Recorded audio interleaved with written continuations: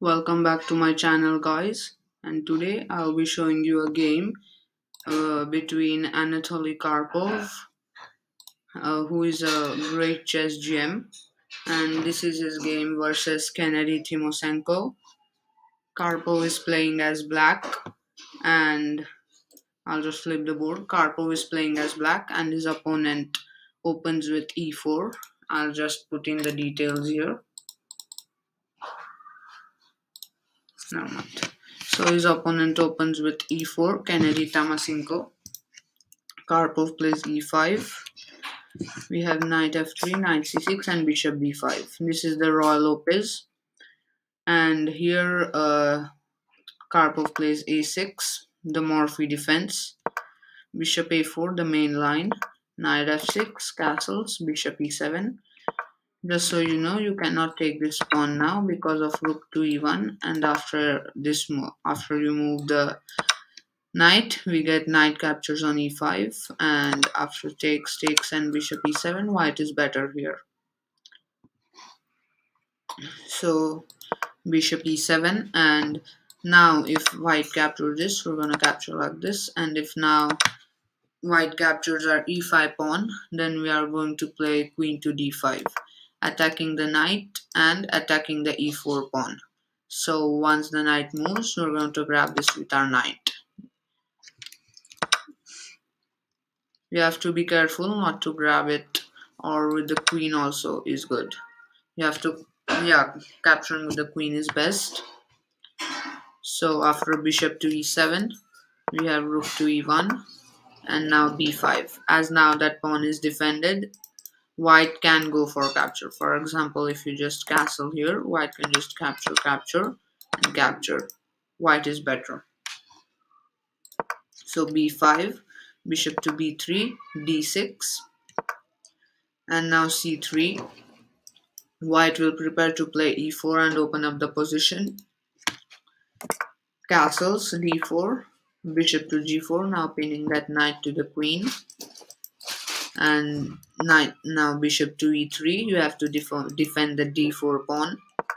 Knight to a5, this bishop is very powerful over here, it's directly pointing at the king.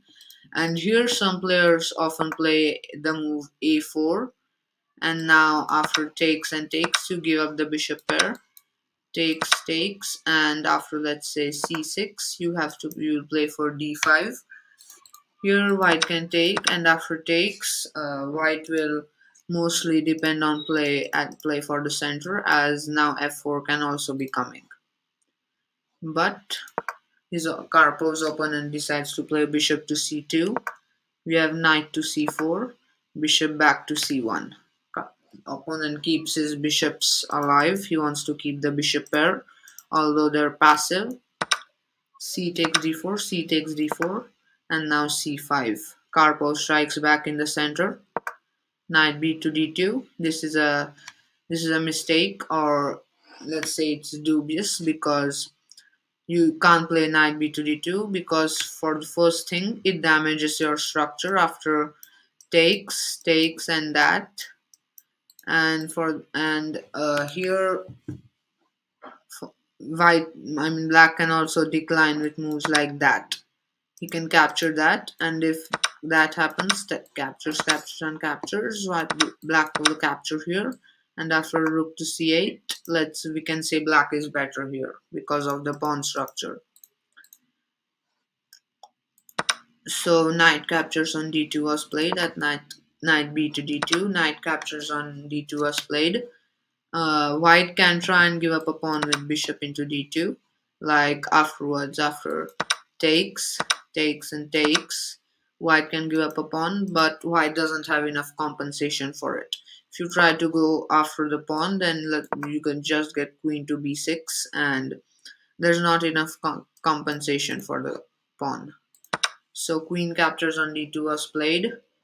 Bishop captures on f3, g captures on f3. Karpov does a sensible thing of damaging opponent's structure, and you'll see later in the game that this can be very useful. Queen to b6, d captures, and king h1. This is another mistake by Karpov's opponent.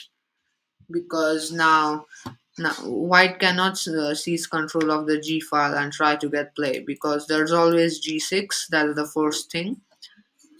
And there's also this rook to e8 and bishop f8 maneuver to guard the dark squares around the king. For example, if you try to, I mean, you can't do anything if you go for something like queen to f4 here. Oops, not now. First, black will play rook f2 e8. Let's say you play queen f4, you wanna play queen h4 and bishop h6. I'm first gonna play bishop to e8. Guard these squares, and if you play something like e5 for instance, I'm just gonna go knight to d5. Once you go there, I'm gonna play g6, and now everything's defended very well.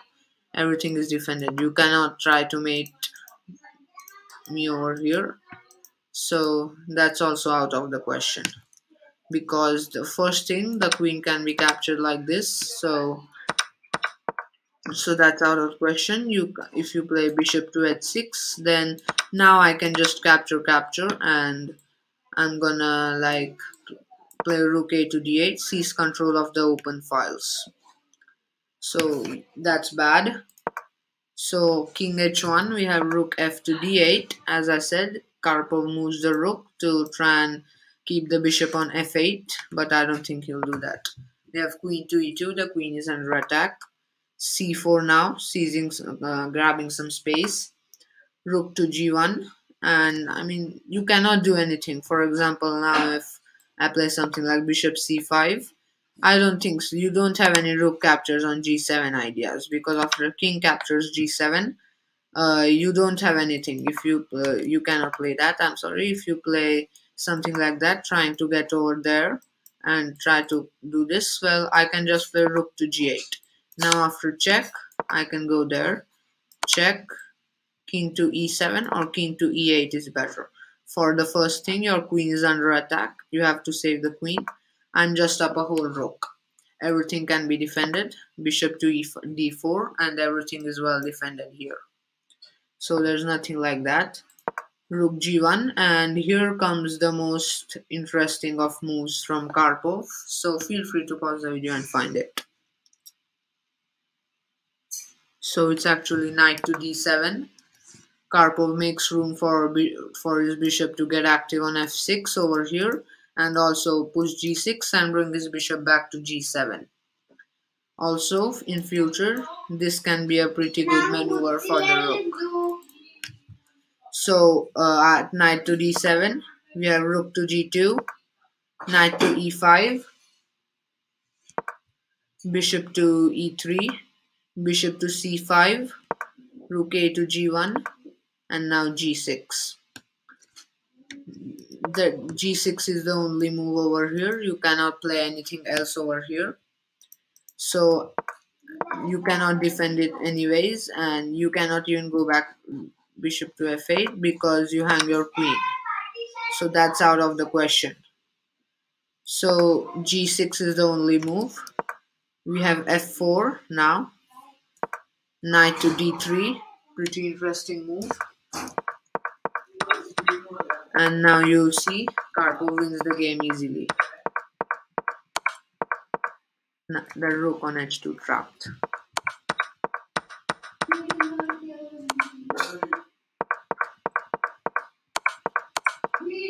Karpov ends up winning the game like this.